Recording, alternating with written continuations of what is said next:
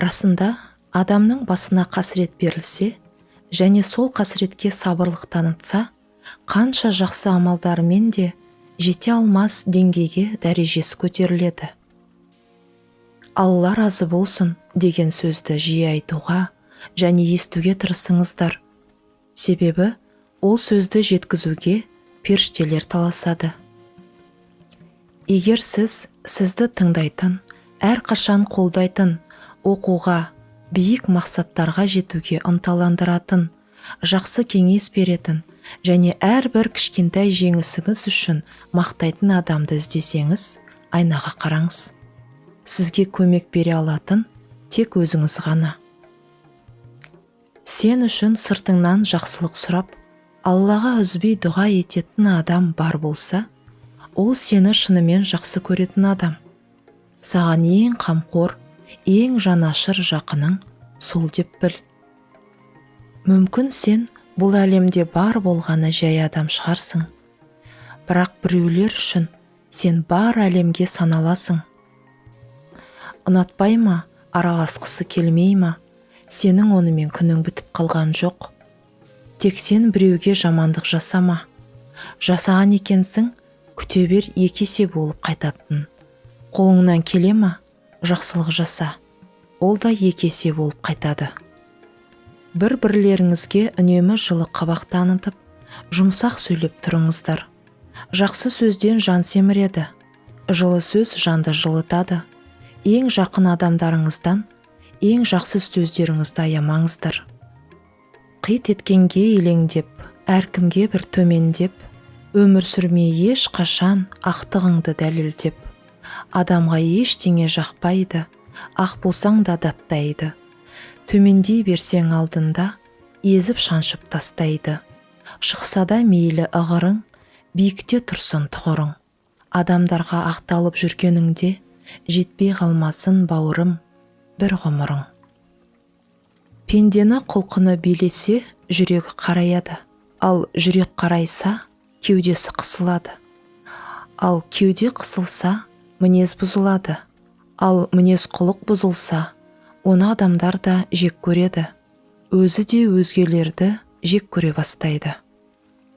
Тойымдылық көзде, қарында емес. Байлық жан дүниеде, қалтада емес.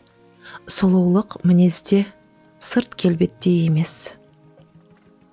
Жақсылық жасасаң өзіңе, жамандық өзіңнің сорыңа, амалыңның нәтижесі.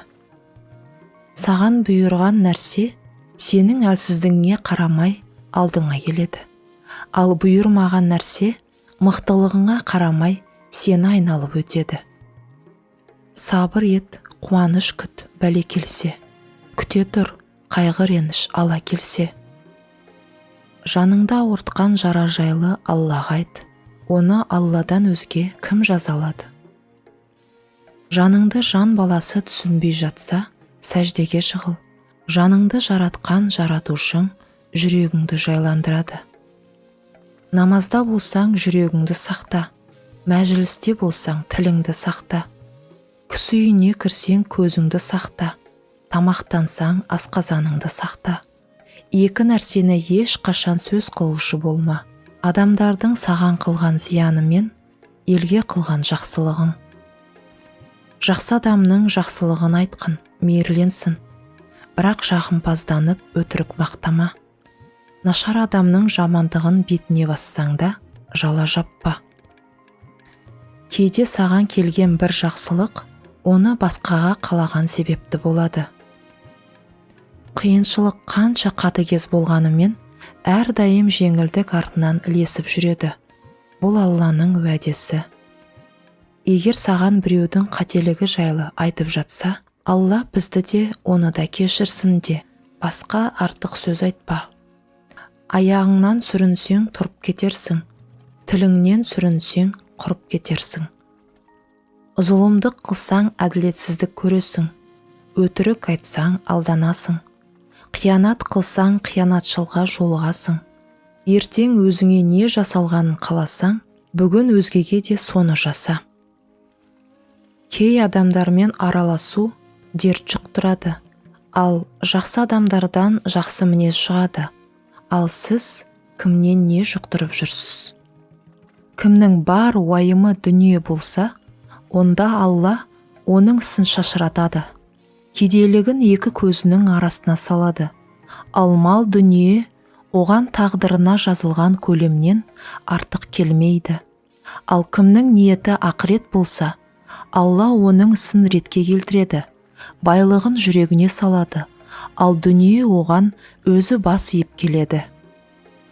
Адам өз ісіне риза болып, масаттанса, амалына көз тигізуі мүмкін. Көз тию адамды ауру қылып, қабірге түсіретіні секілді, амалды да өлтіріп, жемісін жойып, берекесін қашырып тынады. Балық сусыз өмір сүре алмайды. Адам адамдарсыз өмір қадірін біле алмайды. Қайғы мен азаптағы жан жарқылдап жүре алмайды. Анасы тастап кеткен бала шаттанып күле алмайды. Жетім бала жаутаңдап еркін өмір сүре алмайды.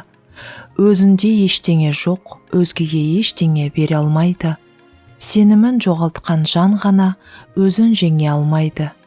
Қараусыз қалған қария өз шаңырағына келе алмайды. Күш жігері жоқ, тау түгіл биік қырға да шыға алмайды. Өзгенің бәрін кінәлай берген өз қадірін ұға алмайды. Опасыз, тұрақсыз жан айтқан сөзде тұра алмайды. Не десек те, су екеш судың да жайы сұралады. Нағыз мықты ғана сынаққа қарсы тұра алады. Тектілер жаманның өзін жақсылыққа қарай бұралады. Өзін өзі жеңгендер бақытты өмір құралады. Жақсылар ғана тілеулес боп, өзге жанды ұғалады. Өмірдің тылсым сыры, сан қыры бар. Әркімнің осылай өз жолы, өз тағдыры бар. Сағат уақытты көрсетеді, ал уақыт адамның шынайы жүзін көрсетеді. Бақытты өмір сүргің келе ме? Онда кешіруді, түсінуді, үндемей қоя салуды, көбінесе шындықты айтуды, және де сүюді үйрену керек. Шамыңды ешкім келіп жақпайды. Өз қараңғылығыңды өзің қу, өзіңді өзің жарықтандыр. Киімнің жақсысын таңдап кигендерің секілді, сөздеріңнің де жақсысын таңдап айтыңдар. Расында, сөз киімнен артық адамды көріктетеді. Көрмейсің өзіңдегі түйе дейді, көргішсің өзгедегі түйме дейді. Көңілің пасық болса, айналаң қашып болар. Көңілің ашық болса, көрген жан ғашық болар. Ердің ері, адамның адамы, жаман әдетін жеңіп, адасқан бетінен қайтуға қайрат ете алған адам. Ақтан қараны, қарадан ақты көруге болады. Тек нәжіс іздеген шыбын секілді емес, жұпарға қонатын ара сияқты болайық. Адамдарды жақсы көріп, ал дүниені пайдалану керек. Әлем сол үшін тығырықта. Біз керісінше дүниені жақсы көріп, адамдарды пайдаланудамыз. Уақыт өзен, тоқтамайды ағысы. Тағдыр жел, сен оның тек бағытысың. Өткен күнге өкпелеме ешқашан, болашағыңды өзің таңда жарқыным. Тағдыр кейде сынақ салар алдыңа. Сабыр сақта, уақыт бәрін жеңеді. Өткеннен тәлім ал, болашаққа үміт арт. Өмір жолы әр қашан саған жол ашар.